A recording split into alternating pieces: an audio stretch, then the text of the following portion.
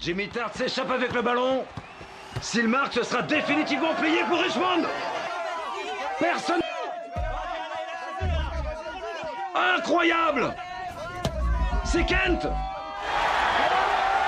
Aujourd'hui, c'est la dernière journée de Premier League. Richmond doit affronter Manchester City. C'est l'adversaire le plus redoutable qu'ils aient jamais rencontré. Mais Richmond est toujours au bord de la relégation. Le vestiaire est plongé dans un silence total, car personne ne croit qu'ils peuvent gagner. Le match commence rapidement. Manchester City lance aussitôt une attaque. Ignorant la défense de Richmond, il tire directement au but. Heureusement, Van Damme arrête le ballon. Richmond contre-attaque immédiatement. Mais l'arbitre siffle un hors-jeu. C'est une feinte, puis une autre. Qu'est-ce qu'ils font? Dixon revient. Non, ça ne rentre pas.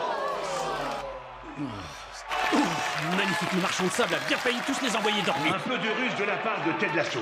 Je n'avais jamais vu cette tactique avant.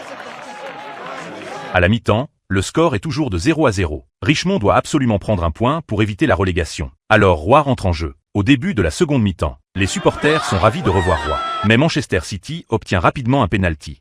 Et il marque! Manchester a fini par tromper la vigilance de Zorro et marque. Ça fait 1-0.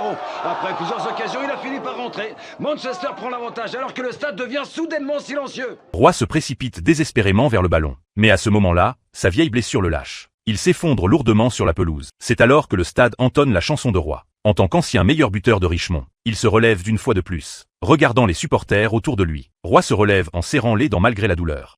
Alors que Roy Kent quitte le terrain, il exprime sa gratitude au public en l'applaudissant.